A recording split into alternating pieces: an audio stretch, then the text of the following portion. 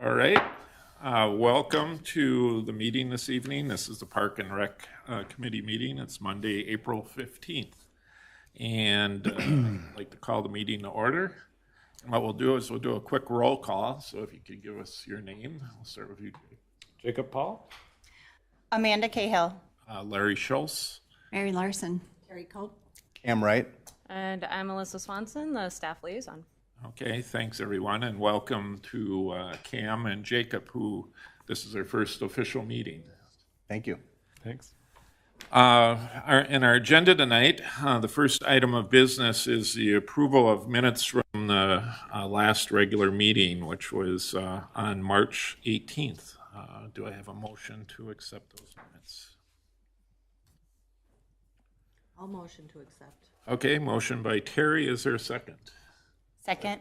Okay, motion by Terry, seconded by Amanda to approve the minutes for the March 18th meeting. Any further discussion? If not, all in favor signify by saying aye. Aye. Opposed, say nay. Motion carried. Next item are petitions, proclamations, suggestions, or complaints from citizens, committee members, or staff.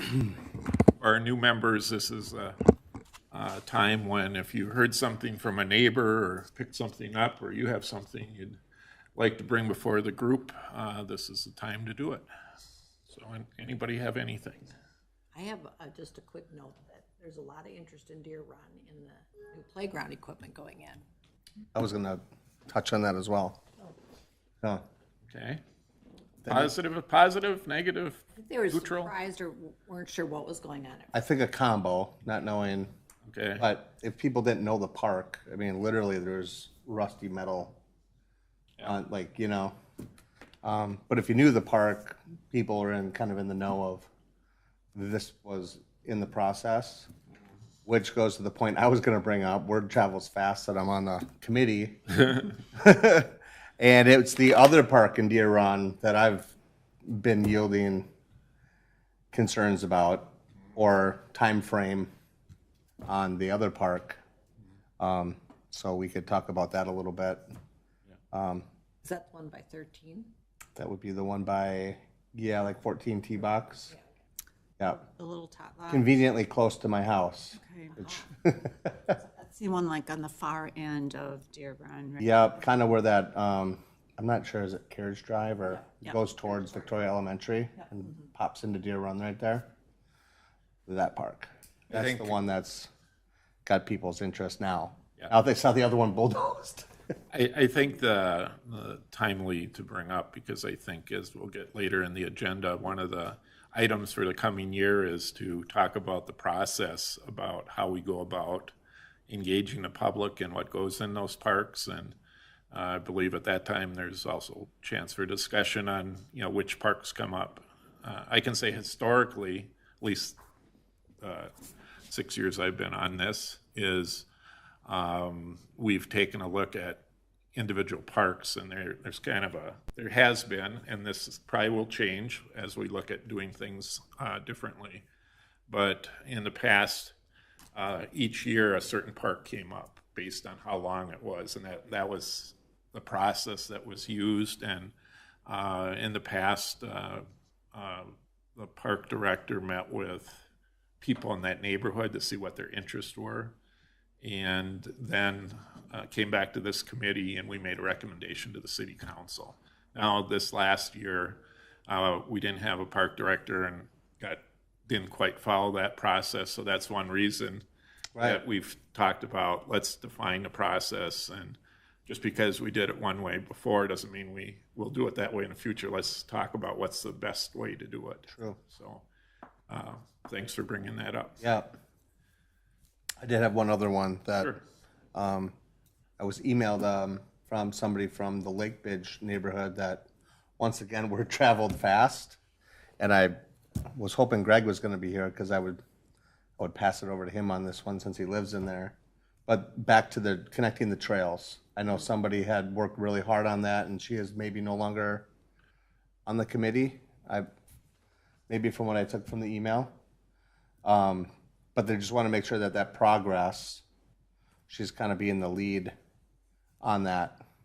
For Lake, Or Lake Bridge. Lake Bridge, Yeah, she's on the HOA. yeah, that connection, is that connection with, that's, Yeah. not paved section? It's connecting it to downtown. Right now, from a former resident of Lake Bridge, I can speak on it. Having to get from Lake Bridge down a short amount of path, pop up in Watermark, through Watermark. I mean, it's quite the adventure to get down to grab a cup of coffee or an ice cream cone, especially with children in tow. So I do get her concern.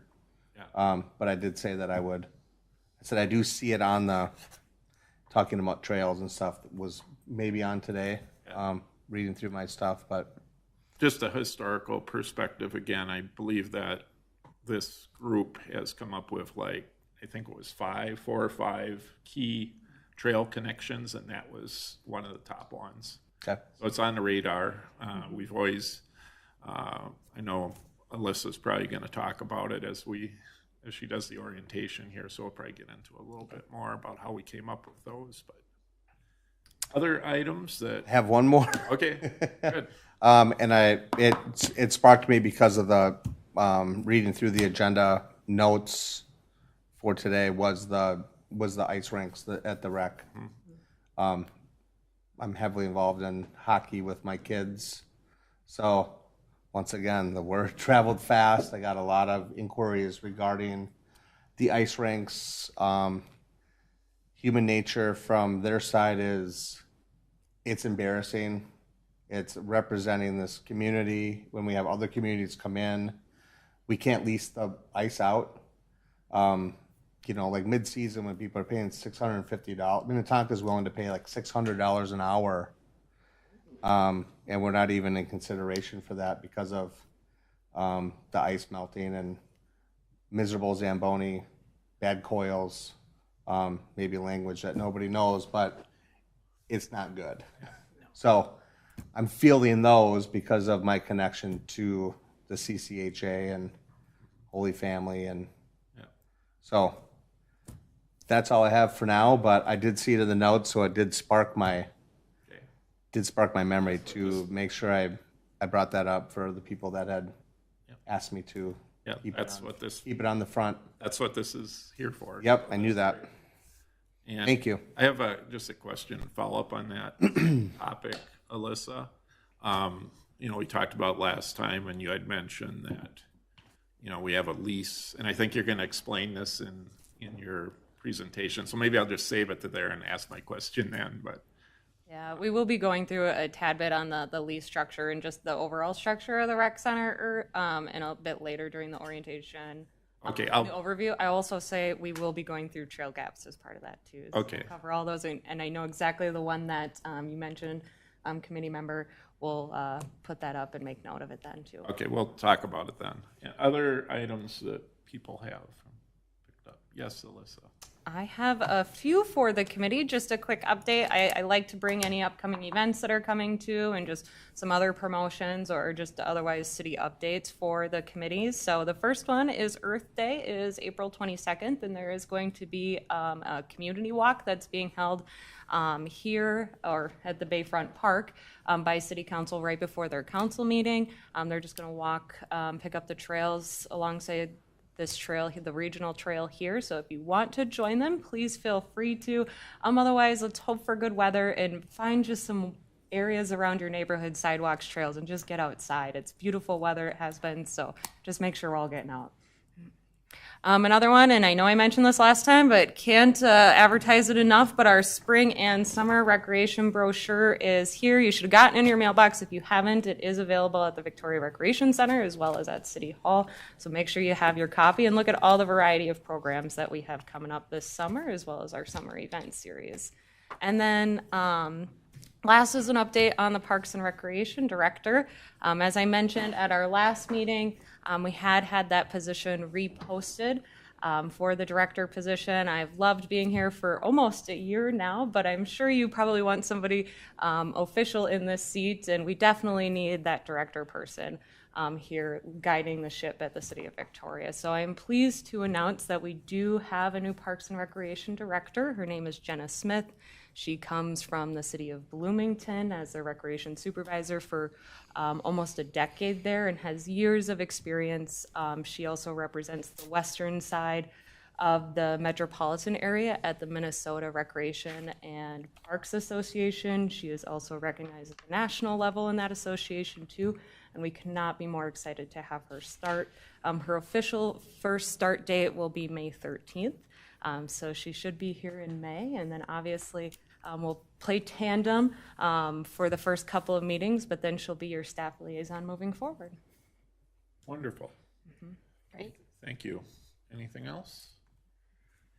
If not, we'll move on our agenda. There's no old business. Under new business, each year we select the chair and vice chair, and we'll do that again for this coming year, which runs from April 1st through March 31st next winter. So, Who's the current vice chair? Mary. I'm the vice chair and Larry's the chair. I would love to nominate Larry as the chair for this. I'll second. Okay.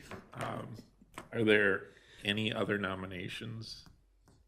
Oh, I'd be happy to nominate Mary Larson for the vice chair position for the coming committee year. Okay. Seconded? Second, yeah. Okay. Any further discussion? Anybody else interested? Let's not recreate the wheel, right?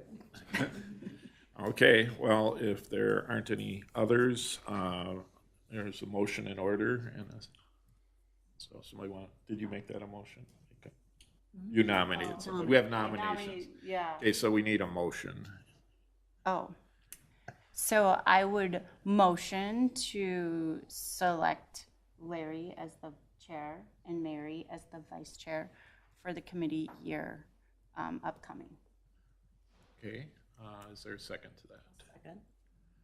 Okay, motion's been made and seconded to appoint myself, Larry Schultz, and as chair, and Mary Larson as vice chair. I'm going to abstain because I'm involved in this one. But all those in favor signify by saying aye. Aye. Opposed, same sign. Say no. And abstentions, that'd be me. I will abstain as well. All right, so I guess we're doing this again, Mary. All right, We're not taking any vacations, Larry. thanks, everybody. This has such a nice ring to it. It's like campaign expenses. Okay, well, thanks, everyone. Next is the orientation, and I think this is timely. We have two new members, and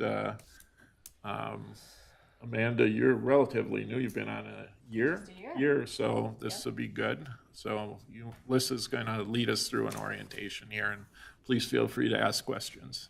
Yes, please do. We do this about every year for each one of our committees, just to kind of an orientation of what a meeting is, where you can find the agenda. Obviously, these meetings are recorded, so we go briefly over that too. And then I know you all had a very extensive open meeting law training last month, so we're not going to go too much on it. I'm just going to touch on it a bit. And yes, please ask any questions. This isn't supposed to be a formal presentation, so if you have any thoughts, just feel free to spit them out or ask any questions throughout the entire slide deck here. So, and then of course, after we'll also go through, and this is something I want to thank the committee for bringing this forward, but we'll go through the city's park system as well, as including our trails and a variety of other amenities that we have. So first, this committee meets the third Monday of each month at 6:30 p.m. The meetings are held here at City Hall Council Chambers, and if they are moved, whether it's in the conference room or at the Recreation Center, we will post notice that the meeting location has changed. In addition, if the meeting date has any conflicts, scheduling conflicts, whether that's through the election or any holidays or any such, we'll make sure we get those posted and published in the proper place as well as staff. For a member commitment, this is something as part of City Council's policy, but members are not supposed to miss more than 3 consecutive meetings. You all have been wonderful at letting me know if you have meetings that you're going to miss or planning on missing. We just want to ensure that one, you're still engaged in the committee, and two, that we make sure that we have a quorum for each of our meetings. We want to make sure that we have enough people here to conduct committee business. So what you see at our meetings, so we do have a pretty standard Robert's Rule of Order agenda format. We start with the call of order, which is the official announcement by chair letting you know that the meeting starts. We do start almost at 6:30 on the dot. We try and at least be on time for each of our meetings. We do a roll call. As you guys notice, we go around the room and state our names for the record. We also go through the petitions, proclamations, suggestions, and complaints. So positive or negative, city staff, we want to hear what's going on. If you hear anything from the community, if you see something yourself, that's the time to do it. The list can never be too long for us, so let us know. And then, of course, we'll do the city news and upcoming events and other just general information on the city staff side. We also go through approval of the minutes. So city staff, we take minutes of each of our meetings. That goes into when the meeting started, when it ended, who was in attendance, and then we do a summary of what it took place in the meeting. And then we try and get those to you the meeting afterwards for final review and then approval. As you saw just a couple minutes ago, we looked at the March minutes and got those formally approved. And then as soon as they are officially approved, we get them signed and then put them on the city's website so the public can view what happened at the meeting, if they so choose to. Please feel free to take a look at those. We're just staff, we're just humans, so if you see any errors, spelling errors, if you don't think we summarized the meeting quite to your liking, it's your prerogative to make us know that, so please feel free to read them, redline it, and let us know what your feedback is. That's what we're here for. And then we have old business. This is items that are typically things that we've seen before from the committee and that we bring back for further discussion or further review. New business is exactly the opposite, things that we haven't necessarily seen before.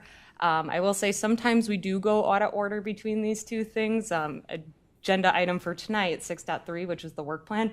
This committee reviewed it at their last meeting, but we wanted to make sure that we did the orientation and the appointment of the chair and vice chair first. So we did have to move it into new business just to make sure that we were able to get those two items done before we did anything else.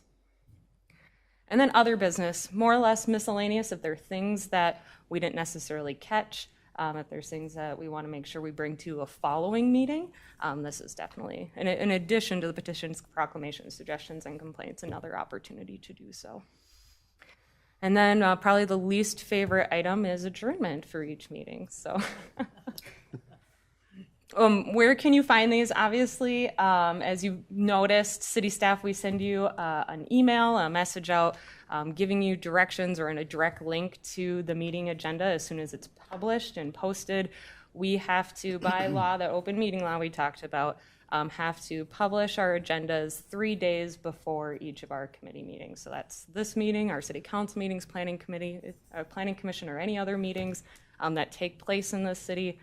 So we try and get those to each of you by Friday before this meeting if it's on Monday. Sometimes we try and do a little earlier on Thursday too. So expect those links from us. If you aren't able to use the link, or maybe you're looking for another meeting, whether it's city council or the planning commission, I just want to walk through how do we find those things on whether it's the city's website or elsewhere on the city's page. So the easiest way, at least for my opinion, to find those is by going to the city's website, ci.victoria.mn.us. And one of the first things you find on here is, well, first I got to find my mouse, but there it is attend a meeting. Click on that.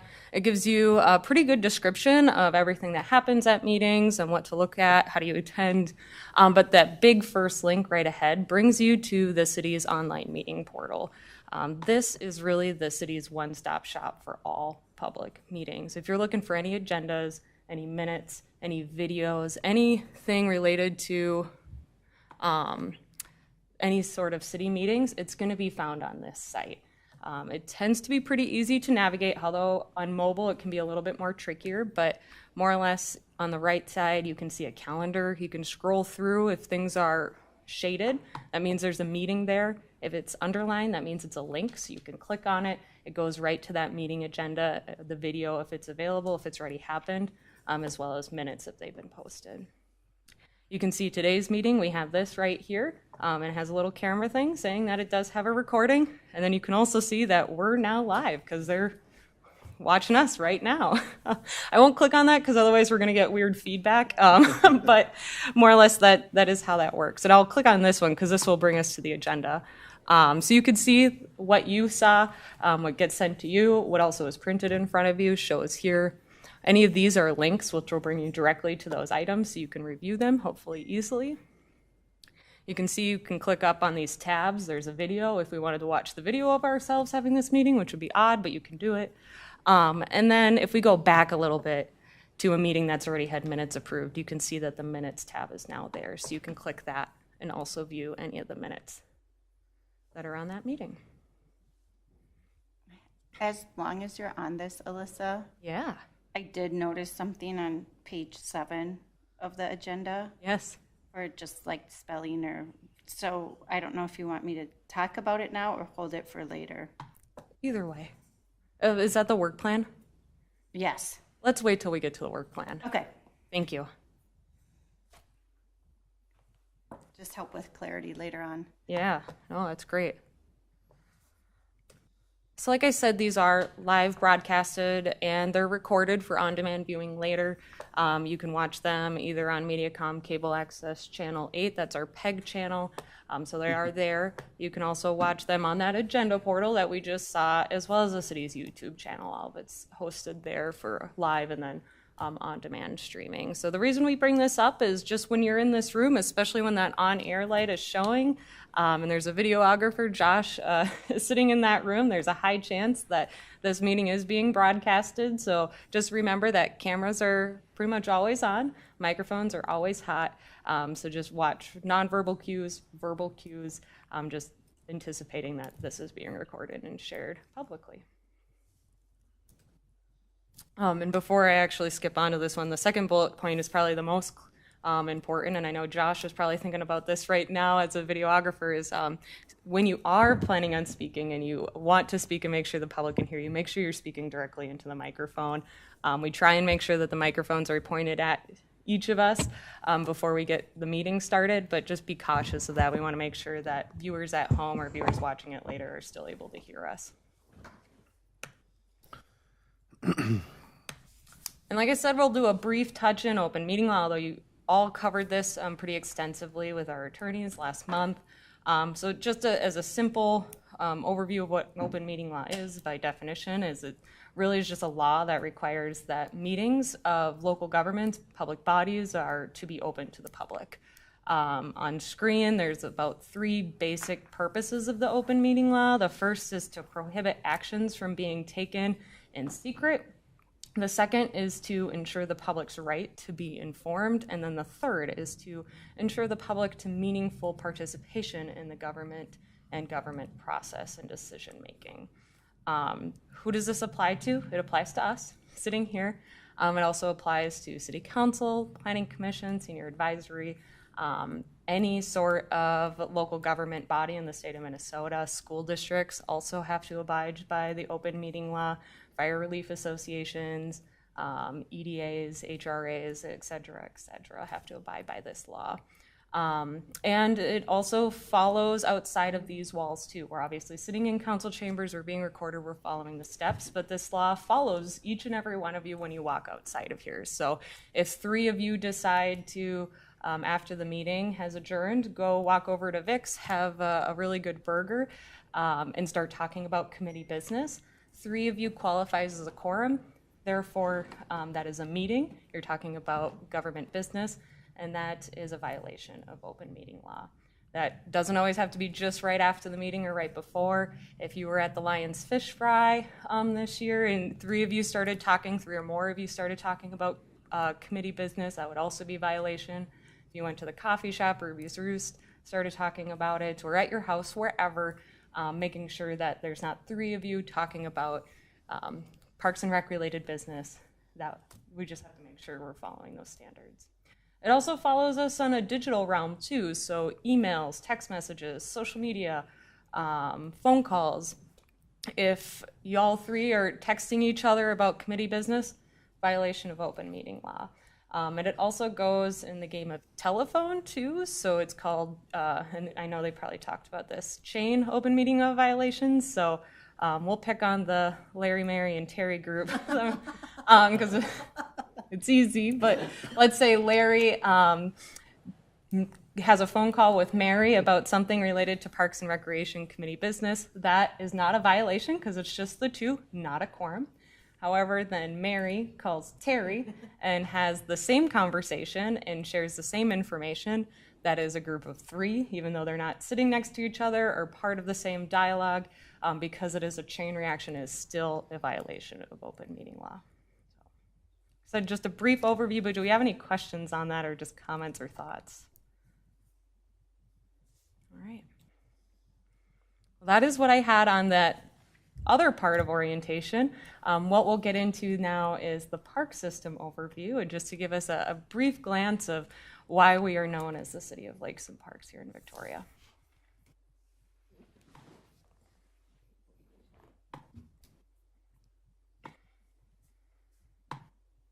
There we go. So just as a high-level overview of what we have here in a list of amenities and resources, we have about 27 parks in the city.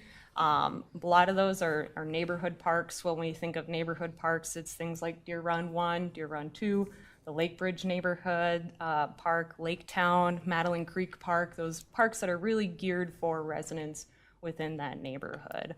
And we do break those down between the larger and the smaller neighborhood parks. When you think of neighborhood parks, we're thinking ones that do have neighborhood attraction, but they might be a little bit larger in size. They typically have a parking lot. They do bring in traffic from other areas of the community as well as outside.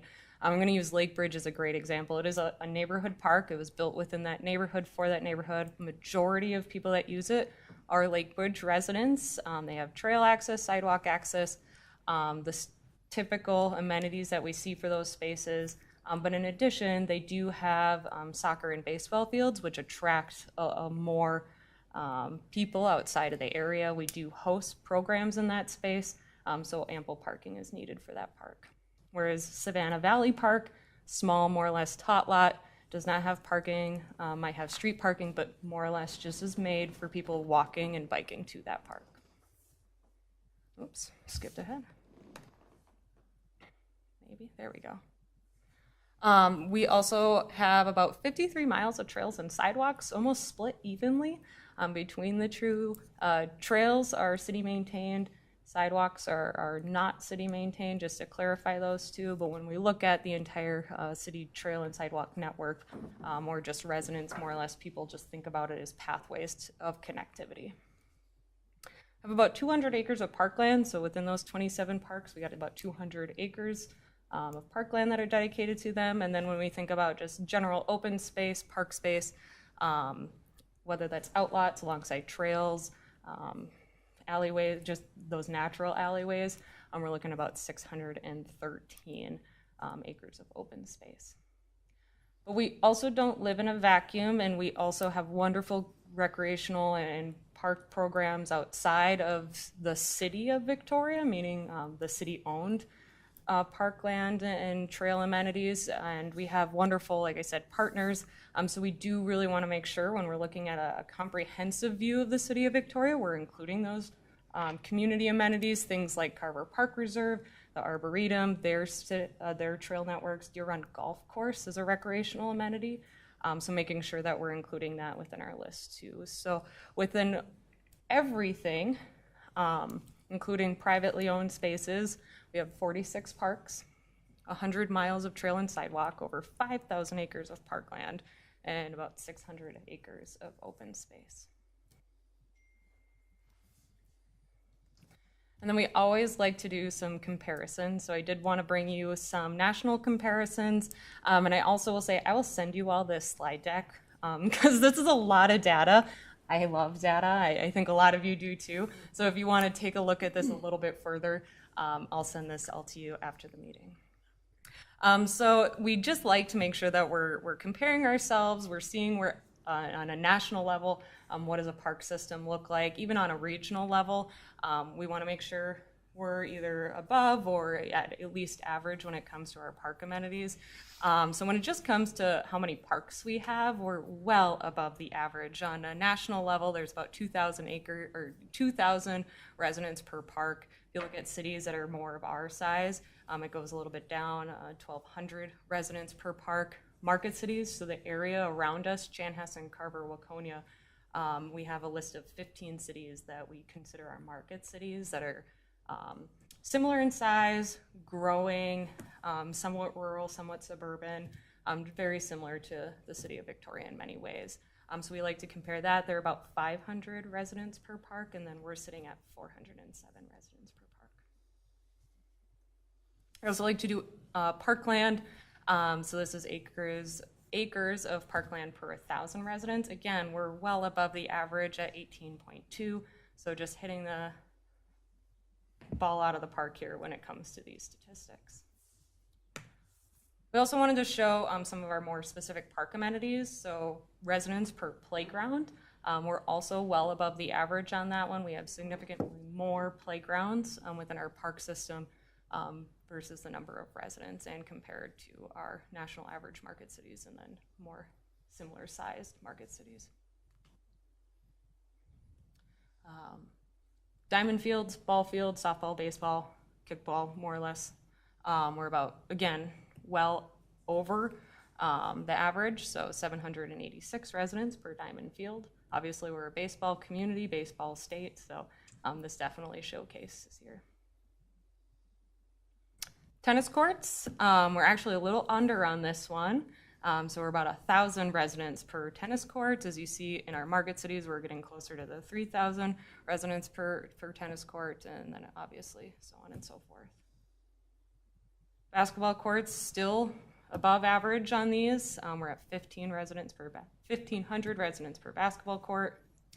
And the last one I have, and this is probably the only one where we're not doing so hot in, is residents per outdoor ice rink, which I think we're all very aware of. What we have done in the past to help mitigate this is we've worked with individual residents to bring ice rinks, temporary ice rinks, to other areas of our community. So Lake Bridge is one of those neighborhoods. There's a resident that has an agreement with the city where they build a temporary ice rink in Lake Bridge Park for the city, and they maintain it for that time period of usually December or whenever the snow actually falls and actually the ice freezes to usually around the March time. But I don't think we ever got there this time around. Doubt it. We do have a park assessment summary. Again, I'll send this to you because there's a lot there, but we took each one of our 27 parks and just wanted to showcase what type of amenities each of them have. And then obviously we have the totals down at the bottom of how many garden spaces we have, how many ball fields, bandstands, rain gardens, skate parks, etc. On a utilization chart, we also have quite a number of rentable spaces within our park system. Park shelters are huge, but then we also have the Victoria Recreation Center, which has meeting rooms, gymnasium, and then we also have more of our athletic fields, soccer fields, lacrosse fields, baseball, softball fields, etc. So this is about averaging 7.5 on average when it comes to actual usage. What that number comes from is we've taken all of the hours that somebody could rent a park shelter or a lacrosse field or a meeting room and added up all those hours and then took out how much of that time is booked, and that's through the year of 2023. So I don't anticipate that number ever to be very high because no one's going to rent it from 6 to 10 p.m., which is what our current policy allows. I think we're probably averaging on average, but what we have done is looked at how do we better market these spaces. We did hire a new Parks and Recreation coordinator this last January, whose number one job is park facilities. Renting them, making sure people are aware of them, making sure that people who are renting the Lions Pavilion have what they need. We have a lot of weddings, graduation parties there, so making sure we're having more personal conversations with those renters. But then also, what does that look like? We need signage letting people know that you can rent these spaces. making sure that our system that we have to rent spaces is easy and convenient for people to use, as more people are familiar with the online shopping and conveniently can order something from Amazon within a day and get it to their doorstep the next day. So just making those tweaks that hopefully this number will go up as we look at 2024 and 2025 years. So that the one on gymnasiums, that's at the rec center. Rec center. And so you're saying if someone doesn't rent it at 6 a.m. or 10 p.m., like, could this gym 31% be actually at max rental ability? You know, like, and especially with our own programming? I'm just curious. Yeah, we do include our own programming as part of that too, but we do have membership when it comes to the recreation center, and one of the core pieces to our membership is having open gym space. So we also want to be cognizant of not having that number be too high, because we do want to have some ability for people to use the gym if they're coming in at a membership rate too. Okay. That's a good question. So just out of curiosity, on the same gymnasiums, I mean, who is renting? What kind? Are these for birthday parties or craft fairs or what? All the above. Okay. Yes, craft fairs. We did have a home expo this last weekend. We do have birthday parties, so people will rent one of our meeting room spaces for like cake and all that stuff, and then rent the gymnasium just for kids running around. We also see some schools that need extra volleyball practice space, so that will be used. Basketball trainers, coaches that one-on-one time. Pickleball is the same way, where there's coaches that come in. And then we also do our own programming in that space, and that's a variety of different activities. Thanks. So all the above. It's kind of hard to see, but this is the trail gap. I can see it on my screen. You probably can't see it on yours, but we wanted to get into trail assessment and sidewalks. Like I said, there's about 53 trail and sidewalk miles within the city of Victoria. However, we are aware that there are gaps within our system. This is the trail gap priority that the Parks and Recreation Committee has conducted in years past. It's a comprehensive study. The committee spent many meetings going through the gaps within the city, ranking them based on engineering difficulty, local connection impact, costs, public support, etc. And this is the list that has been brought forward today. So the top 3 are going to be Bavaria Road East, which I think we're all very aware of, County Road 43, a connection between County Road 11, so the stoplight intersection, to the Watermark development. And then the third one is County Road 11, the Cheval development, all the way to Red Fox Drive, or close to Red Fox Drive. We'll go through each one of these just to give you an overview of where these are, what the mileage is, and then again, just kind of looking at their ranking out of all of them. You know, oh, never mind. I see it on there. I was saying that I didn't see the one that came up earlier, but I see it's on there. Oh. I thought we had moved that up to one of our top 5. Did we? Or not? I've had a memory that it was higher than that too. Yeah. But whatever. We're going to be talking about it this year anyway, so. But I do think that was one of our top ones, so. I think this is what we came up with, Alyssa, when we discussed it. Initially, we went through the whole thing, but then after that, I think we added the potential when that, I don't know if that's still going to happen, that development, that we're going to try to work that, and then we push that up. Trying to find it. This one. Yes, it is officially listed at number 8, but as part of the Amira development project. Sorry to skip ahead on us, but just since we're talking about it, might as well talk about it now. But this trail gap goes from roughly the Lake Bridge neighborhood. There's a small trail connection right there, all the way to Kirklocken Park. This would be an extension of the Lake Minnetonka Regional Trail, and the big challenge as part of this is multiple private property ownerships as part of this trail connection, as well as significant wetlands, so there would be boardwalk, and just challenges overall with engineering when it comes to this space. But like I said, I think the largest one is private property ownership.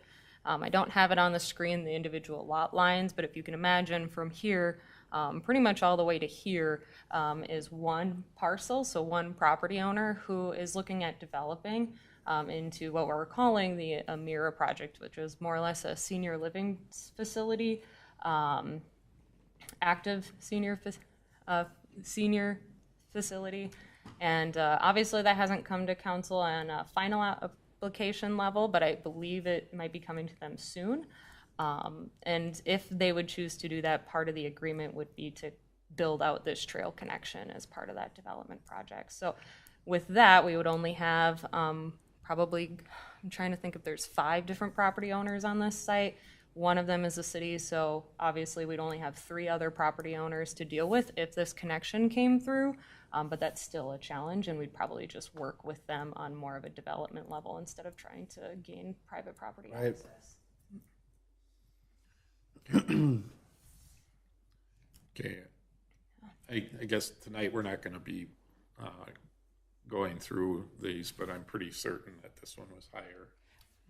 So, Move it higher. yeah. From what I saw, I have the document. So, according to this missing trail connection prioritization, Bavaria, East and West were 1, and then County Road 43 to County Road 11 was 2, and then this was selected as 2A.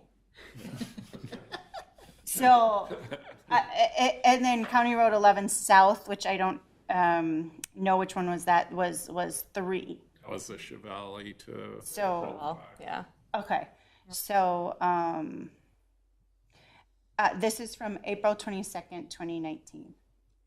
Oh, it's like 2 years. Well, that was a long time ago. And 5 years. And Yeah. I will say the list that I'm working with is So to say, Okay. this has been, it for the newbies, this has been in the works for years and years and years. Like, because this would have been your summary, April 22nd, 2019. And how many years or meetings did you have before that, before this being published? I think one of the things that I know has been frustrating to probably everybody, including the city council, and certainly this committee, is how do you get these done?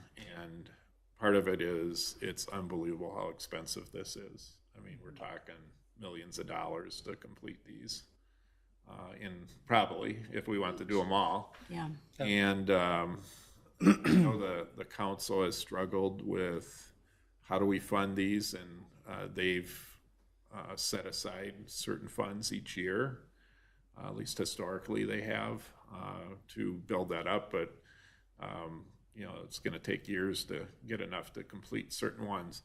What has happened, and there's a couple things that have come off these lists, is as developers develop areas, we've been fortunate to get some of the trail gaps done by the developers saying, okay, you're doing a development, complete this trail. The latest example is Cochia, kind of from Holy Family to Highway 5. Well, not Highway 5, what's that road? 78th? Okay. To there, that's a real key connection that I know I happen to walk that a lot, and it kind of opened up, people that live on the north side of Highway 5, at least in the neighborhood. I live in the neighborhood that goes down by the dog park, that direction, and that people on this side in the Madeline Creek neighborhood now can walk the other way and vice versa, and we meet people there all the time when we walk. So that was one example. I know there's been a couple other ones that we've done too. So that's one thing we got to keep in mind. And I think that if we ever can come up with a solution, we talked to the city finance director came before this group and talked about, you know, what we can and can't do as far as bonding and those sorts of things. And I know that the one trail is like $1 million, it seemed like. I think a lot of them are over $1 million. Yeah, It and- adds up really fast. And some of it is the topography is such that, again, I guess I'm one that always wants to see something not as a barrier, but just a hurdle. You just got to figure out how to get around it. And so far, collectively, we haven't come up with the answers. And hopefully this year, as we look at those, we can continue to do that. I also know as the cost goes up in discussions with the city council has had, is as a growing community, we have other capital needs as well. You know, water towers and water mains and pump stations and fire stations, and I don't know what all else might be on the list, but not as an excuse, but there are other things that we're looking for, and I know we're going to be talking about water amenities, and that's another important one. So hopefully this group can help provide counsel to the city council as far as what we'd like to see and what the citizens would like to see, and that can help guide their budgeting plans. So Definitely. Very well said. Yep. Yes, and I will say this list used to be longer and it is shorter, although there's still 11 of them on here that used to be shorter. There is progress being made, but yeah, we try and look for those opportunities. A lot of these, the reason that they're still on here is because they're the hardest ones to complete, whether it's private property ownership or they're along county or state highways. That makes it very, very challenging to be able to access those. So what we have done, and you'll see a lot of these as we come through, is identified. We know that a lot of these roads need work done. Let's make sure that since these are identified as priorities, let's get these projects completed when the road is already being uplifted. So there's a lot with the Arboretum Area Transportation Plan that we're trying to check a lot of these off. So I'm hopeful that once all of that is done and all the construction, we're all done with construction fatigue, that this list will be very much shorter. Anyway, so Trail Gap 1, and we can definitely talk about the numbering. The list that I was looking at was a list from 2021, but obviously things have changed, priorities have changed, and there could have been gaps as well within the gap list. So we can definitely relook at this. And I think we should just in general, just to make sure that the priorities are where they should be just overall. But this is the Bavaria Road East, very famously known and very famously identified as a missed opportunity within our trail system. This is a connection that goes from Highway 5 all the way to County Road 18. It actually used to be a little bit longer. We did do a small portion on Alleyway when there was some minor construction being done, just to get it a little bit further. And then the big part is, as part of this trail gap, it's about 1.2 miles. Is working with the county as part of the Arboretum Area Transportation Plan. They are doing construction work at this intersection here, as well as on 82nd Street or County Road 18, connecting us into Chaska. So they're looking at the opportunity to making this trail gap connection for us, with us, as part of that larger construction and transportation project. And we did go for a DNR grant as part of this project. The city went through the application process in partnership with the county to hopefully receive some additional funds to help with this project here. And just as some background, we initially had approval to an engineering to do the whole plan and have this done. And we were only able, we actually had a grant for $150,000 to help with it. And we were able to complete, I'm not going to get the roads right, but up the County Road 18 here, from there south, we connected into the trail that goes into Chaska. So that was a good part. We had a private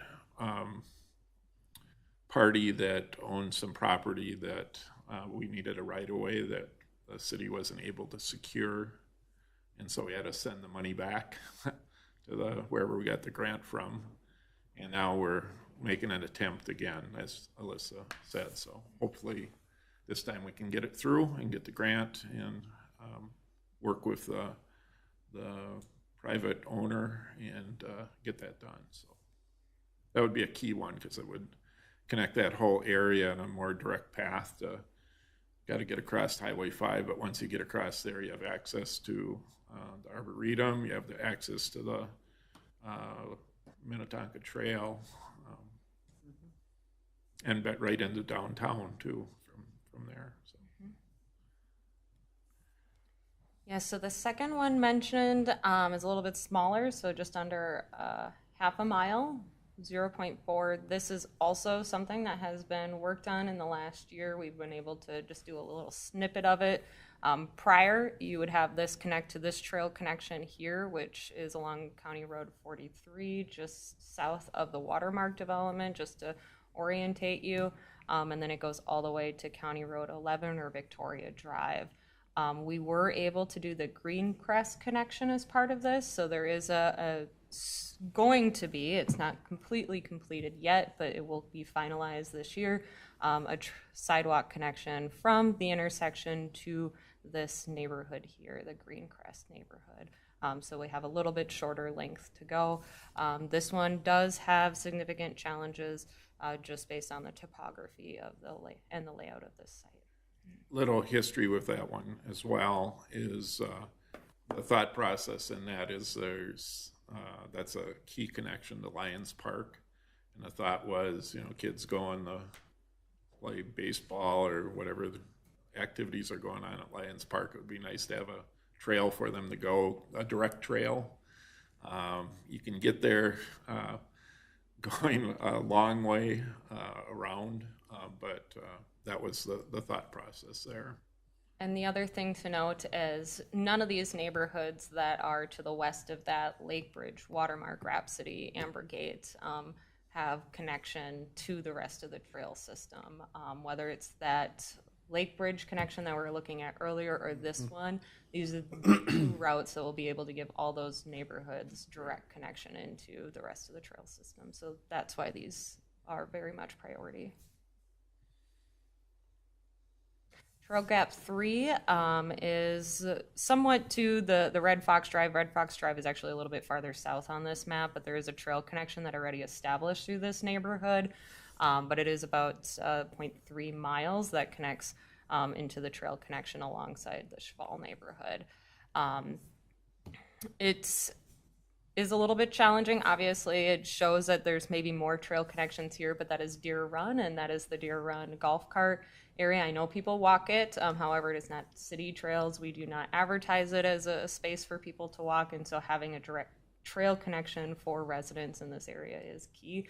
Anything farther south along County Road 11 does not have access into the trail system without this connection. Trail Gap 4, this map might seem similar to you because it's part of Trail Gap 1. This is the east or the west side of Bavaria.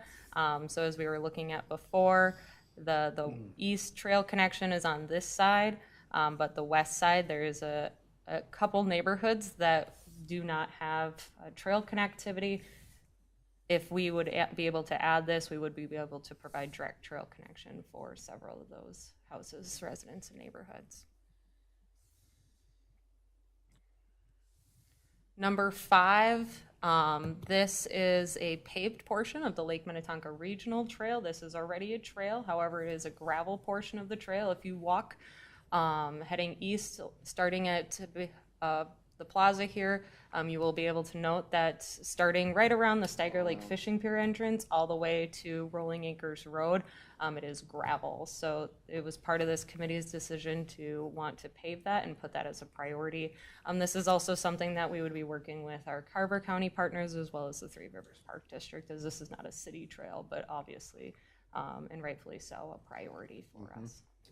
There's a lot of ADA accessibility when it comes to paving. It also provides multi-use, bikers, dog walkers, and just overall being able to easily use a trail system through this. And as it starts to rain, April showers bring May flowers. It also brings mud with gravel trail connections. I think the other key thing with this one is if that becomes paved, provides people from the downtown to connect to the Carver Park Reserve, all those trails, Or vice versa. or vice Right? versa, That's a main vein into our community. community, so, And, yeah. and also a connection, you get over the other side of Rolling Acres Road that hooks right into the Arboretum now with what they did before. And I know there's also talk when the Arboretum Transportation Plan happens is there's funds budgeted to put an underpass or crossing in here too. There it is. You beat me to it. Perfect. Nope, you beat me to it. Good segue. Yes, it is. So we'll do this one first, and then we'll go back to whatever number 6 was. But this is a connection point from the northern neighborhood over in Park Drive, over where the dog park is, to get you kind of in a direction of Victoria to Madeline Creek Park. If you go on this trail connection now, it's some people's favorite trail gaps because it just really does end, and there's really no sign or anything that tells you other than this is the end of the trail. So you just have to turn around. But the hope is through the Arboretum Area Transportation Plan is to do an underpass connection here. So this is, again, really key to the regional impact of our walkability within our trails and sidewalks. This whole neighborhood to the south, yes, you can go to the intersection. However, it has been identified of just challenges with safety at this intersection, so having a direct connection via an underpass is really key. At making sure that people that are on the south side are able to get into Carver Park Reserve as well as downtown, as well as the regional trail, and people wanting to go to the rec center can do so from the north side. Anywhere else. And then back to Trail Gap 6. This is off of County Road 43 again, and we're looking at Marsh Lake Preserve if you're trying to figure out where we are. So there is a trail connection that goes into the Rhapsody neighborhood and the Ambergate and Watermark and all those neighborhoods we were looking at before. It pretty much stops right at Tellers Road. So this priority really focuses at bringing that connection all the way down to Marsh Lake Road. And something that has been added is a little bump out into the Wasserman Lake Preserve, as there is no sidewalk or trail connection from the county road into the park. So that would be something as part of this. It's about a little over a half a mile, so not extensive. However, there is going to be significant challenges with elevation and topography within this site, as well as county road access. This is one of those that once County Road 43 is being worked on, this is when we'd bring that trail connection in. Skip past that one and skip past that one. Now we're at number 9. So now we're in the northern half of the city of Victoria. This is State Highway 7 here. This is Rolling Acres Road. And if you do travel in that area, there is just a dead end to our trail system along Rolling Acres Road. The goal for this trail connection would be bring it up into this area here, which would bring you to that intersection at Highway 7. People would be able to cross over into the Smithtown area that is still part of Victoria, so being able to ensure that people from the way north side are able to get south into the regional trail, as well as just our Victoria downtown and other amenities that our community offers would be key to this route. And then in addition, still in that same general area, there is no connection other than what we just talked about with the other gap to connect these neighborhoods, the neighborhoods on the north of Highway 7 to the regional trail. So it has been identified there's to connect the road, I think it's Virginia Shores Circle over to the Lake Minnetonka Regional Trail off of Highway 7. So this poses a lot of challenges being a state highway. And then as well, there's a significant ravine that's right along this corridor that we would have to be able to figure out how to get over. And then Trail Gap 11, and this is one of our more recent additions to our trail gaps, but this was brought forward to us by the neighborhood of Lake Auburn. So off of Highway 5, when you're heading west towards Waconia, you might notice that on the north side of Highway 5, there is a a large neighborhood that overlooks Lake Auburn. There's no trail connection for them, whether to Carver Park or to Victoria's downtown, as well as the downtown trail or the whole trail connection. So this trail connection is a little over a half a mile and would connect Auburn Drive and that whole neighborhood to Victoria's downtown through Steiger Lake Lane and that intersection there.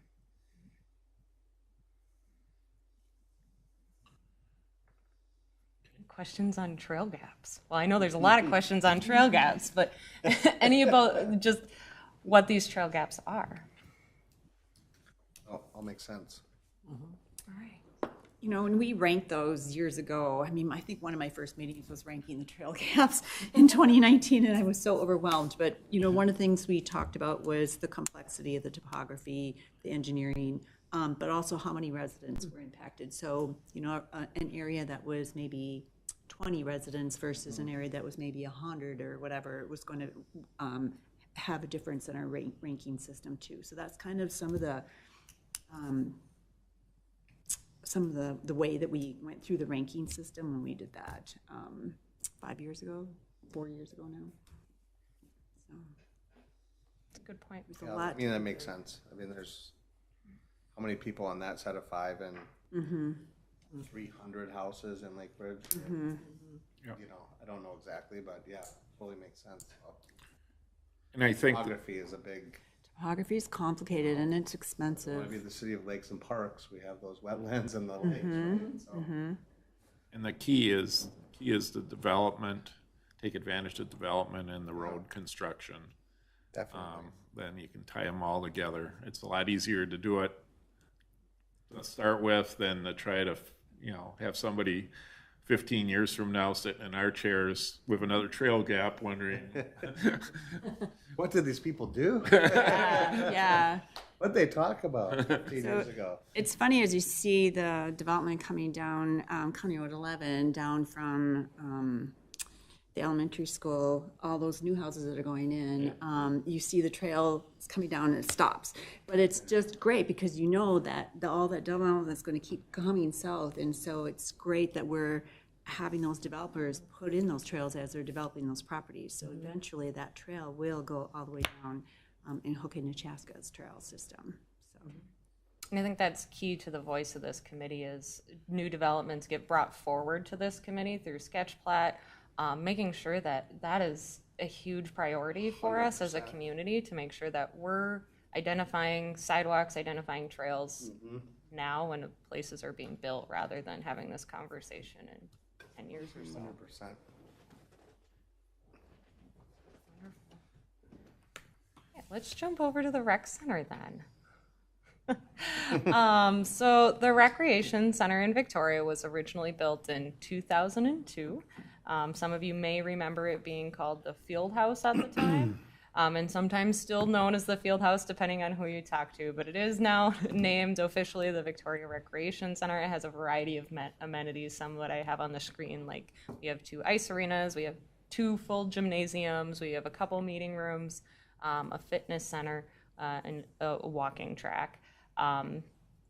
Originally, the site was built with 1 rink, the East Rink.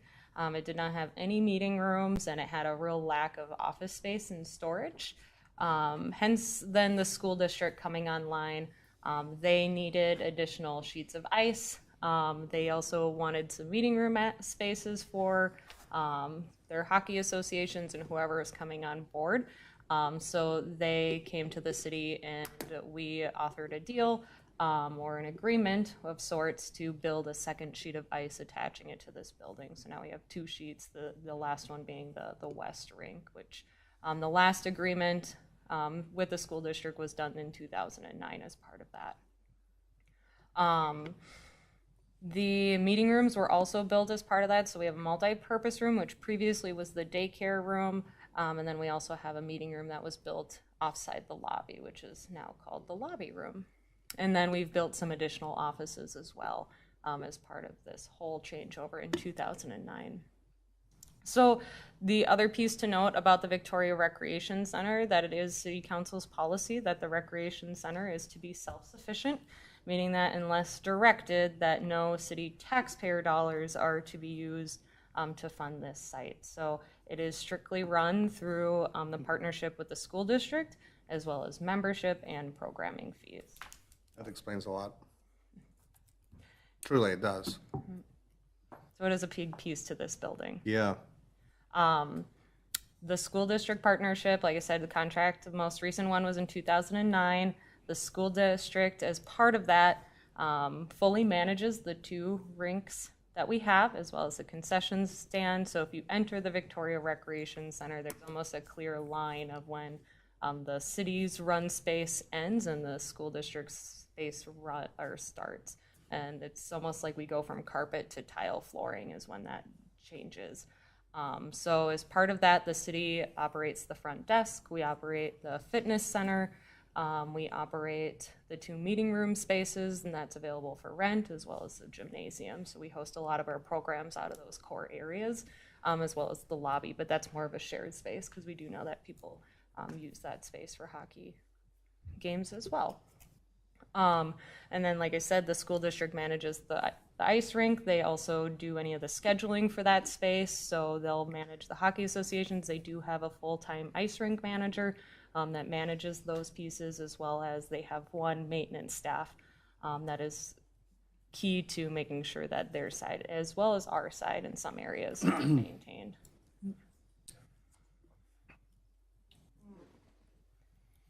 I didn't get into it too much, and the reason why is because I know we'll also be talking about it as part of our work plan, and I think that's time that we do the real deep dive into it, but I just wanted to do an overview today of what the Recreation Center is, how is it funded, and what's in that space. But do we have any questions really on how that works? And I guess I'll one moment before I open the door for discussion, but the contract with the school district is ending in 2032. So in 8 years, it seems like a long time, but it is going to come up really, really quick.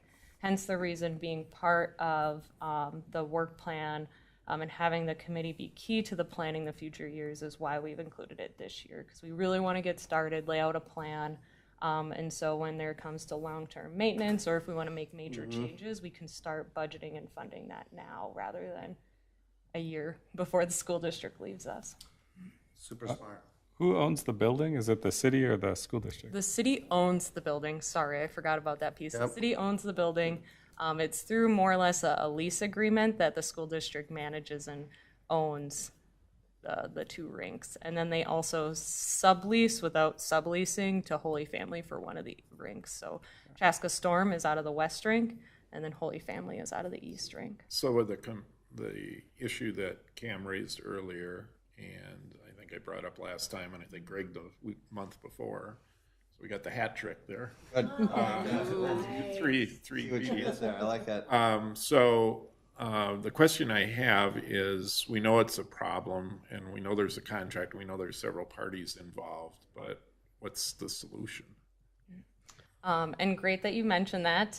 We have started conversations with the school district, and we'll continue to have conversations related to the maintenance, specifically of the East Rink. I know we've mentioned it, but I feel like it's worth mentioning again, is that one of the condenser units underneath the East Rink has struggled, more or less gone out, so it is just being maintained just to keep it going. What that means is that the other condenser that's in that space, there's at least 2 condensers in that ice rink, is trying to work extra hard to make sure that the ice is frozen. It doesn't always do the best job, especially when you have multiple games going back to back to back. And then Zamboni that is there on site isn't able to keep up either.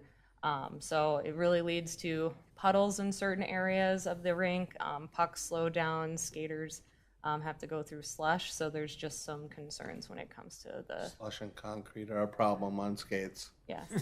It tends to be a problem. But you truly nailed absolutely everything as far as that other condenser's overworked. The other rink takes a hit from that as well.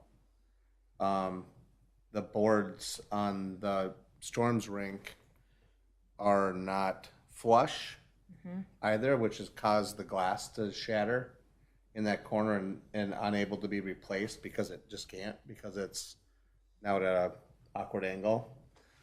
So all of those relate back to that ice, I would say melting, freezing, right? And then there you have the problem with the condensers not being able to keep up. And it's it's very unfortunate. Like I said, that it's embarrassing to have other communities come in, and that's the condition. Like we have, Chan just played for a state championship.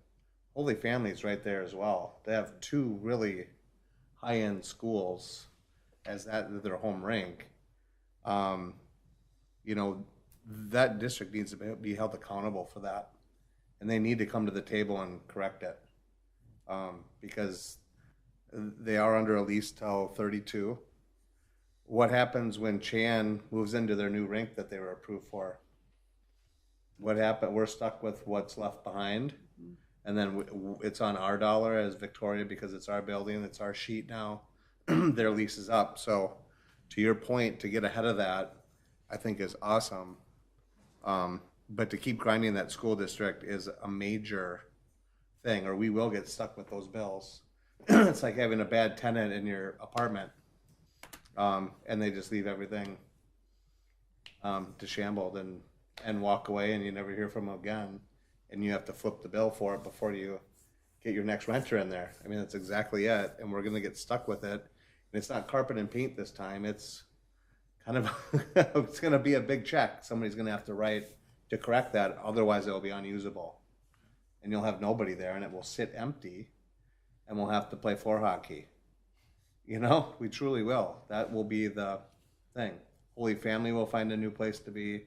Chan already has a new place to be, and we'll sit with the two empty sheets of rink because it's going to be big bucks.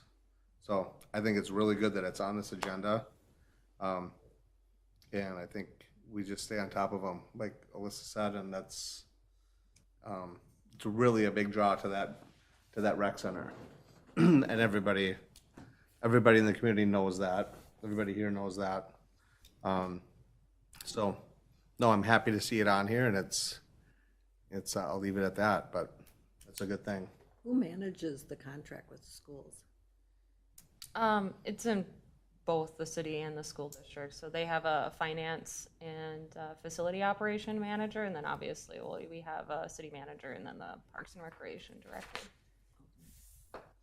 But Alyssa, could you speak to how that? My understanding was that it was a really positive deal that the city created with the school district. So can you speak to maybe like that history that was like, I know that these are concerns now, but from what you've told me in the past, like the city, we could have lost the rec center entirely if we wouldn't have created that partnership with the school district. I don't know if we would have lost the recreation center, but it was something that the school district really needed, that home sheet of ice, and obviously there's really hard to find a space, and it's a lot easier to attach another rink on to a current building than it is to build a brand new space, just based on how the mechanics work in those areas. So they and the city partnered up, and it became a really positive deal. And even just talking to them recently, they understand that, you know, this is a public affair for them too, so they want to make sure that they're doing their due diligence and making sure that they're maintaining the building, because at the end of the day, they might still want to rent the space or work on a new negotiation with us. So there's still a need for ice, whether it's renting time or still being the home of the Chaska Storm or whatever that happens to be.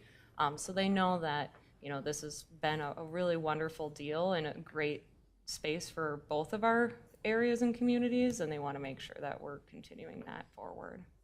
Yes, but I mean, also positively, like prior to new members joining, there was an issue with the roof. And how that project was laid out to us was like the city had to only take care of a certain part of the roof because the school district was then taking this percentage and this percentage and this percentage of the roof. Is that accurate to say, Alyssa? Yeah, within the contract, there are certain areas when it comes to maintenance or capital expenses, cost share sometimes it's 70-30, sometimes it's 50-50, sometimes it's 60-40. Like, it really just depends on exactly what issue. And for the roof project, at least how it was managed then, is that we took the square footage of the rec center space, looked at the areas that are shared, looked at the areas that are city maintained, and looked at the areas that are school district maintained, and split the bill that way. Moving forward, we are still kind of negotiating, or at least looking at what is it supposed to be, what was the true intention of the contract, and whether that was actually the process moving forward, or the process that was supposed to be for that project, and how are we going to do it moving forward. I guess another way to look at this, and I'm speaking as a resident of the community, is, you know, who we're owners collectively of the city, and we're owners collectively of the school district. And so when two public bodies can't seem to work things out, or to me, it's like, as citizens, I think that's the frustration. We're citizens. And I don't think people care who owns it, because collectively we're all owners. And so, you know, I guess what we're saying is figure it out. You know, it's going to cost us. But I think what we're saying as citizens is, let's have something we can be proud of that's usable. And that was taken care of because there was initial huge investment, whether it was by the city or the school district or both, actually. So let's just not end up having things not happen because the two parties can't work it out. So, and from a city standpoint, we're associated with the building. People believe it's a City of Victoria building. It's our name on it. So at the end of the day, it doesn't matter who owns it. It's still our representation of us as a government entity. I guess the other thing is I'm assuming that the staff continues to work on this and is frustrated as some of us are.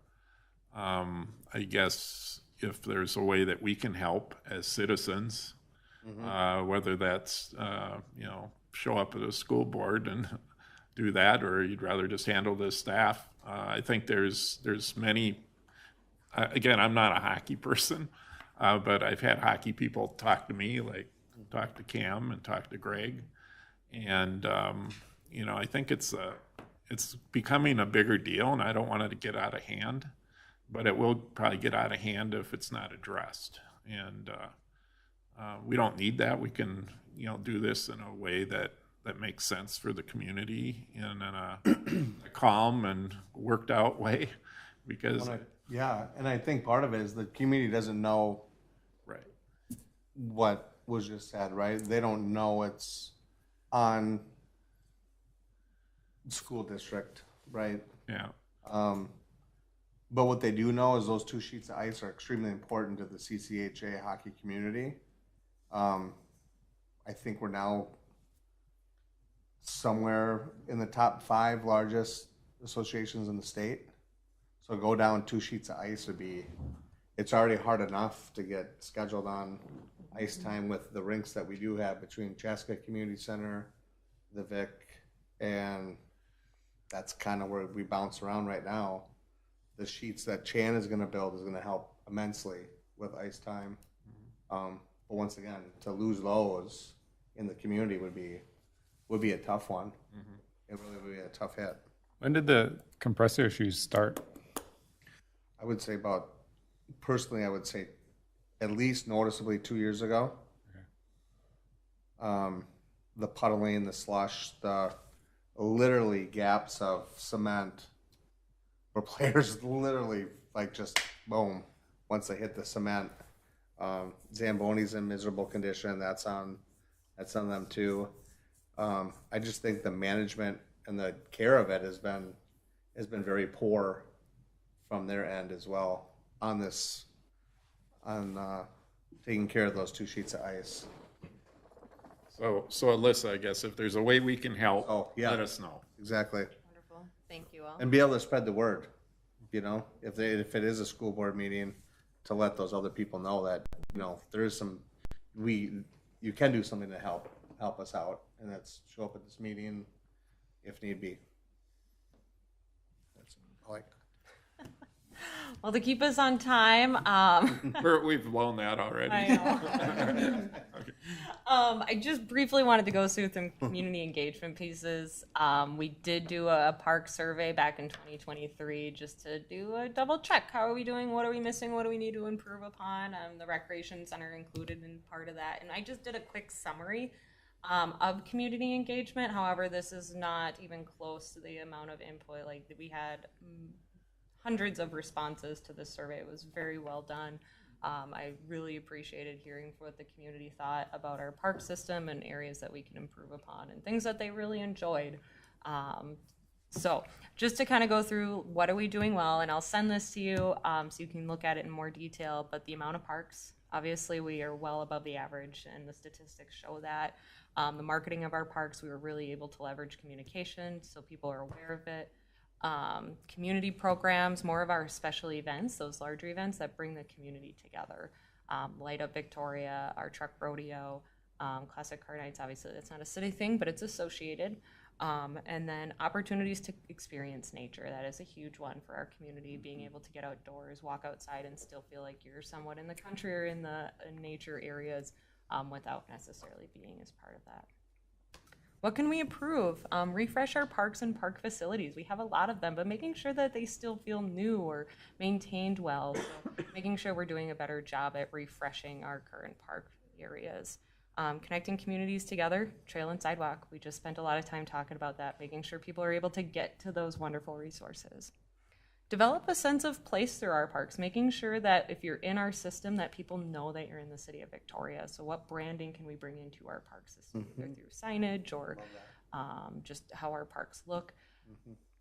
And then rethinking non-conventional park spaces. And this is something that's in the work plan as well. So obviously we have over 600 acres of open space within the park city, within the parks system.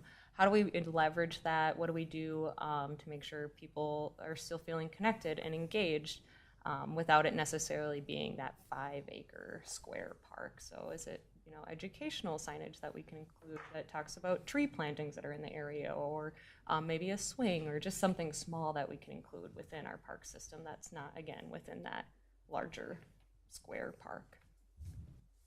And then what are we missing? Connections to water. That is a big one. We are the city of lakes and parks, but we do not have a city-managed water access, whether that's a splash pad or a pool or a beach. And this is also something that will be discussed on the committee work plan as well. How do we get that access to water? Winter activities and amenities. Although this year was a little different, most of the time it's a lot colder than it is. So looking to recreate and explore Minnesota's winter. And how do we make sure that even in our park spaces outside that people are still able to do things, whether that's outdoor ice rinks, snowshoeing, just our programming even, how do we get people outside? And then community gathering spaces, that was another one that was mentioned on here, is have natural spaces for people to gather. Especially coming after the COVID-19 pandemic, people wanted to be outside and they wanted to be able to meet their neighbor through a nice space, or being able to meet a friend out in the park. So how are we able to passively and actively bring people together through these spaces?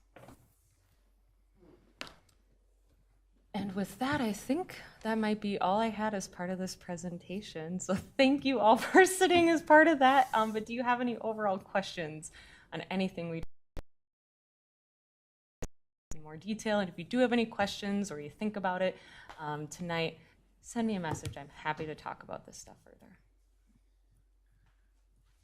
Okay, hearing none, let's move on. Approval of the work plan.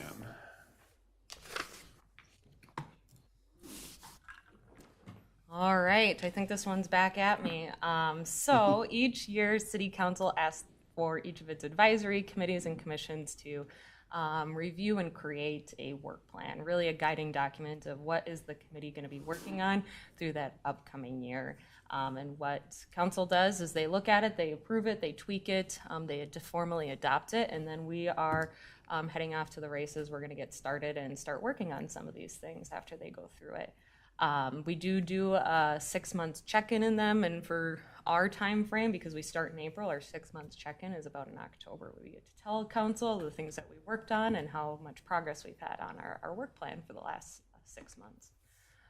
So we created this work plan. It's going to look different from what you may have seen in past work plans, but really become a guiding document for us and just really becoming a vision plan. So you'll see some more things like who our committee members are, just to really get that larger view of what the committee is. We also talked at the last meeting of including guiding principles. These are things that City Council created for us to help guide us in our park system progress as we look forward to the future. Right now, we do not have a park master plan. It's sunset in 2020, and council have actively chosen to push that back until we do our 2050 comprehensive plan.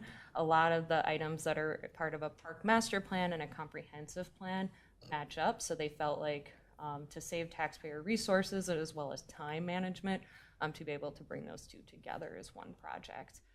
So that's going to be in the next 18 months or so that work will begin. So we have a little bit more time, but in the interim, they wanted to make sure that we do have some things to help guide us. So just as a brief overview of their guiding principles is one, develop a unique Victoria. That is something that we've always tried to do. Even since I grew up in Carver County, Victoria's always tried to be unique and different, and we want to make sure that that is brought forward within our park system and continues to bring forward. This place is truly special, our downtown is special, and we want to make sure that we're continuing that path moving forward. Foster community partnerships. We have wonderful partners in our community, Holy Family, the school district, Three Rivers, with Carver Park being right next door, making sure that we're leveraging those partnerships. Because at the end of the day, kind of what we were just talking about, it's your taxpayer dollar, whether it's to the school district or Three Rivers Carver Park District. So making sure that you are able to attend those and that we're marketing them and really leveraging those areas. And then embrace current infrastructure and amenities. We have a lot of parks, we have a lot of resources, and making sure that we're enhancing them, making sure that we're connecting people to them, making sure that we're marketing them, and making sure we're refreshing them, making sure that they're maintained properly, but also if something needs to be remodeled or redone, that we're looking at the community as of today when we're bringing new amenities in. So getting into the committee work plan, I won't go through the introduction because we kind of just went through that, but we created about 4 different focus areas. So the first one is public engagement for park projects, and this is something that the chair mentioned earlier at today's meeting, is developing a process for public engagement when it comes to our park projects, whether it's new developments and new park projects, or refreshing, remodeling is the term we used here. Park projects, Deer Run 1, great example. How do we make sure that what we're putting in there is what the community needs, what the neighborhood needs, and making sure that we're getting their input, and how do we do that? What's the path moving forward for that project? So we also wanted to provide some outcomes and initiatives of each of our focus area, really break them down, as well as some timelines to keep us all on track. Obviously, there's always room for flexibility. Things come up. Quorums aren't held. We have a new development that needs to be talked about. So this is all very tentative, but we do want to make sure that we're keeping ourselves on track. So we did include this. But the outcome for this is really to develop and recommend City Council and staff a procedure to how the city should engage in public amenities on new parks as well as current park projects. So some initiatives or some tasks as part of this is to review the current projects, the engagement process. Look at our market cities. How are other cities doing it? Do we want to do the same thing? Do we want to be different? And then just host a committee workshop. Let's brainstorm and develop a process. What's going to be the best? And make sure that we're leveraging all of our tools. Technology is at play now. We can definitely utilize that.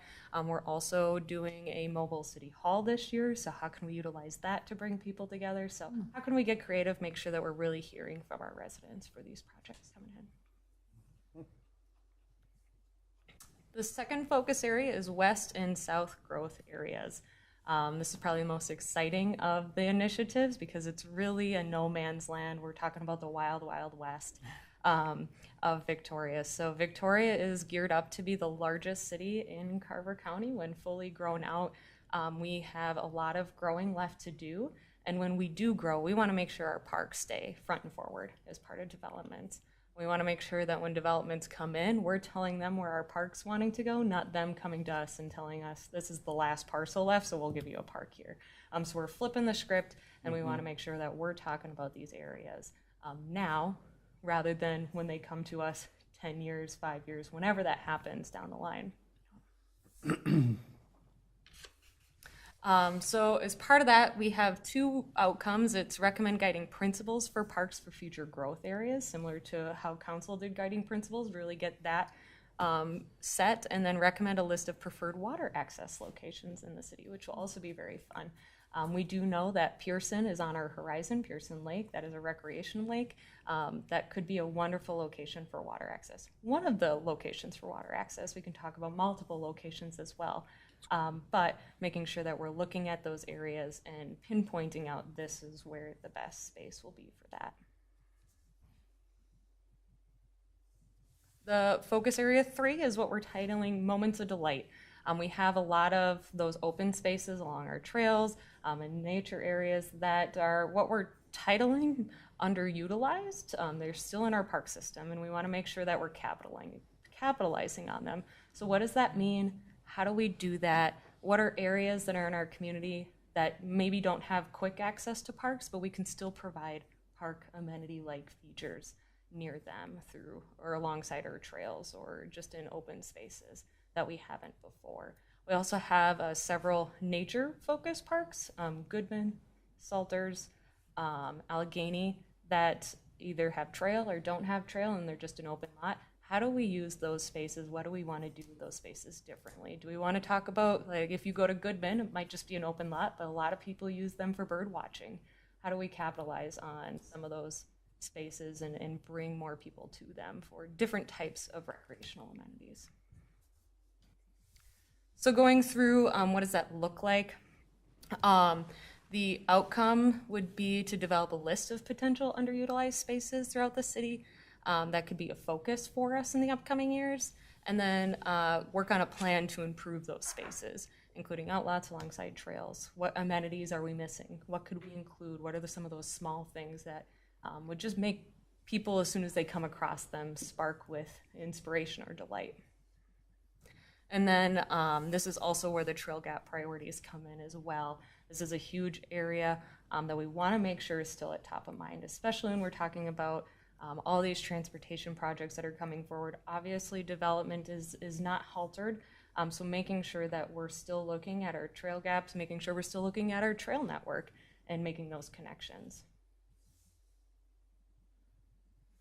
And then the last and the big one is the Victoria Recreations.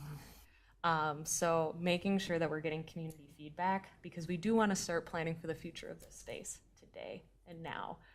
So City Council a work session on this, probably a half-day work session just on the Victoria Recreation Center, making sure this committee is involved in that right from the get-go. And part of that is gathering community feedback and analyzing it for the council and bringing that forward to that work session.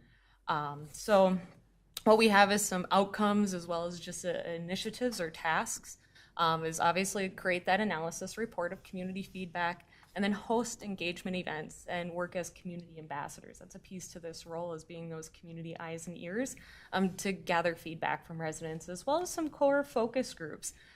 So whether that's host a workshop with our recreation center instructors, our program leads, as well as our staff, to hear what their thoughts and feedback are, what they might hear, or what themselves might think about the space. Hosting a survey for our rec center members, our patrons. Hosting a joint workshop or just asking the Victoria Senior Advisory Committee what their thoughts are, what their hopes are when it comes to 55 plus or senior programming in the future. Whether it's the space or not, we should know what their program needs are. And in the future, hosting a community open house as well to talk about the issue or just talk about the rec center in general. And then the other goal and initiative on here is eventually we're going to need a business plan like we talked about. This is not funded through city taxpayer dollars. So making sure that we're having a business mind when it comes to this space. We don't have a business plan now, but we will have one in the future, or we'll be looking at having one. Having the committee be part of that will be key too. And then I have a proposed meeting schedule. May will be busy, so we'll kick off by discussing those public engagement efforts. I think we could do that in a one meeting if that's the only thing we have on the agenda, or at least the main thing that we have on the agenda. June, we'll want to start kicking off that conversation about the rec center. Let's talk about what those questions should be for the member survey. Let's start meeting with some of those core focus groups. The Senior Advisory Committee could kick off their meeting to talk about the recreation center as a potential space for them. July, review community feedback. Really, what did we hear from our members? What did we see in 2023 survey that we want to pull out and think about and rediscuss? August, review the park system, including trails, outlots, and other natural amenities. I know we did that, but I think we can do that in further detail to really pinpoint some areas of improvement that we can work on. And then in September, maybe we host individual tours of those spaces. We just talked about open meeting laws, so there are some things that we have limitations to, but there's nothing for saying that you can't walk outside your neighborhood or take a stroll or a drive just to see some of those areas for yourself. And then obviously maybe host that recreation center community open house. And then if we look in October, we're hitting the 6-month mark. Discuss opportunities for improvement of those identified spaces that we talked about within our park system. And then we'll do a check-in on the work plan, see how we're doing. If we need to switch around timelines a little bit, is there anything we missed? Is there anything that we should think about differently? And then jumping into the end of the year is November, discuss those opportunities for improvement again, just making sure that's going to be a larger conversation. Reviewing our trail gaps, recommending updates and modifications. Then we're going to start talking about those south and west growth areas, receiving that overview. What does that look like? What does that mean? Then we'll start looking at water access opportunities in those spaces. I'm guessing this might take a little bit longer than one meeting after another, so just know that for this, but this is just kind of a game plan. And I anticipate specifically this topic, south and west growth area, is not just going to be a 2024 deal, but it's going to extend through multiple years. No doubt. And then looking at March, we're going to start talking about the 2025 work plan again.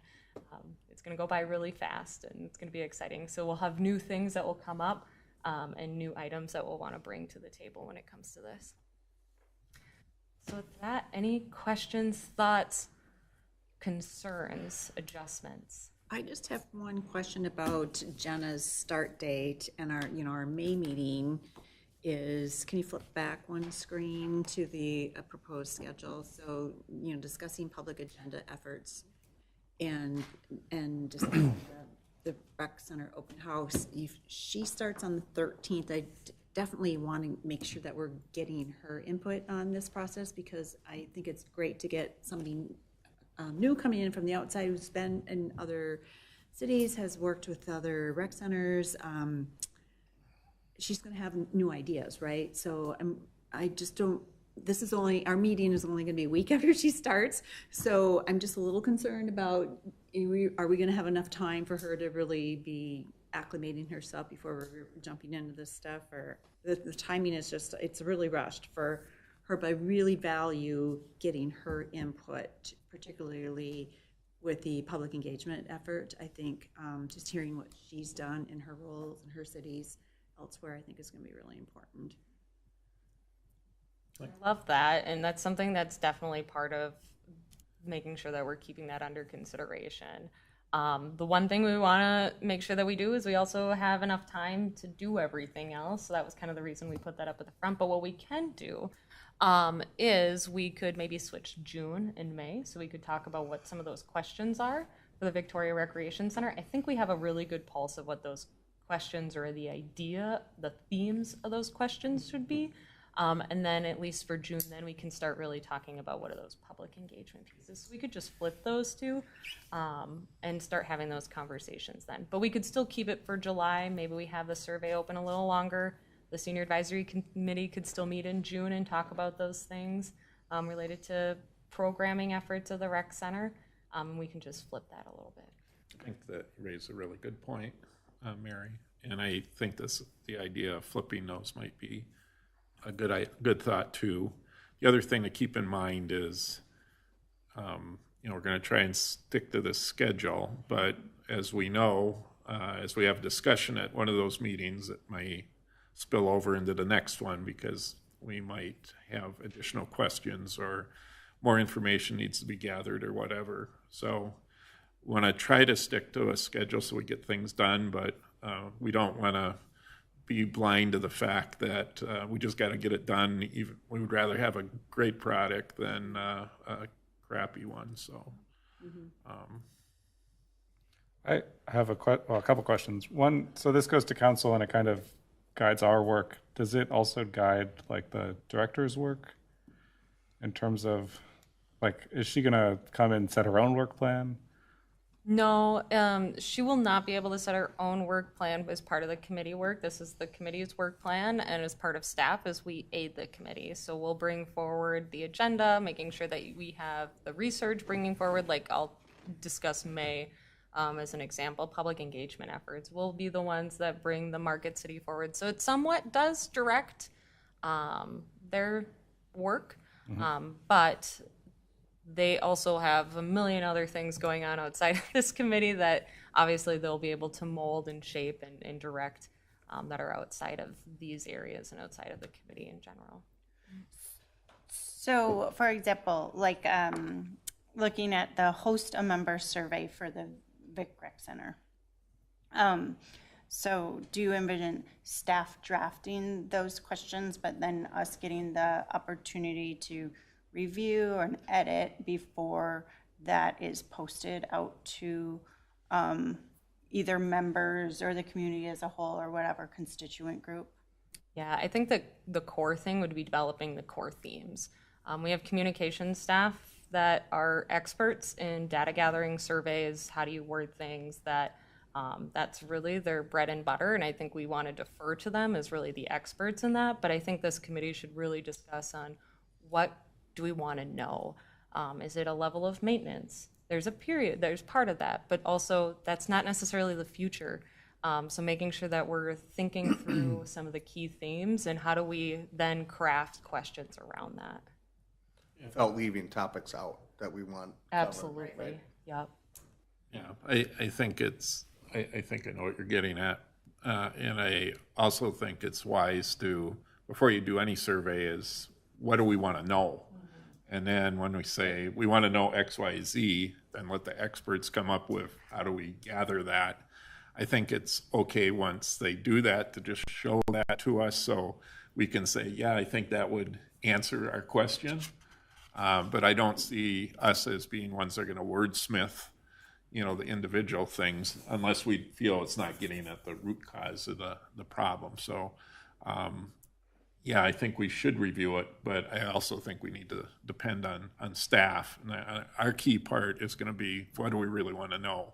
And does the survey, if that goes out and it comes back, is that going to give us the information we need? Because it's not inexpensive to time-wise, resource-wise, to do surveys. So let's do it right.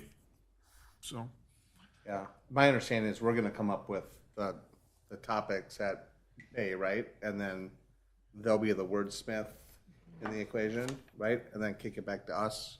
We can review that, make sure that everybody's good with topics, what we're looking to get the angle on, right? yeah, if we get the answer to those. Yeah, right. And then do we like, is that what we're, Absolutely. okay. Bingo. My only other comment and suggestion was related to ordering, like, we have the focus areas 1 through 4, but then they're kind of on the schedule, like 1, 4, 3, 2-ish. It's a little, it took me a little bit to figure that out. We can do that too, of like now start pairing it with the timelines, because now those are set, we can make those flips. Okay. Other questions? I love having a plan for the year. I just really love, like, this is what we're going to work on. This is great. Okay. Anything else? Do we need, we're going to recommend this. Our goal for the new members is we're advisory to the city council, so they ask us to come up with this, so we will need a motion to recommend to the city council to approve this plan. And I would say for the motion, I did propose something and it is on the screen, and I used the word as presented and discussed, so all those changes we just talked about will be included as part of that. So hence those two words being tacked on to the end of that motion. Okay, would somebody like to make a motion? I'll motion. Okay, motion's been made by Cam. Is there a second? Second by Terry. Okay, a motion's been made and seconded to recommend approval of the 2024 Parks and Recreation Committee work plan as presented and discussed. Any further discussion? Hearing none, all those in favor of said motion signify by saying aye. Aye. Aye. Opposed, same sign. Motion carried. Okay, thank you. Any other business? Okay, I think we set a record for the longest meeting. So we'll put that in the record books. With that, again, welcome to Cam and Jake. Nice to have you join us, and thanks everybody for a great discussion tonight, and Alyssa for putting everything together for us. Yes, thank you. Thank you. Also, thanks to our video guy for sticking around. So with that, we need a motion to adjourn. I move to adjourn. Okay, is there a second? Seconded? Okay, motion's made, seconded. All in favor, say aye. Aye. We're adjourned. Thank you, everyone. Thank you. I do say these meetings usually don't take this long.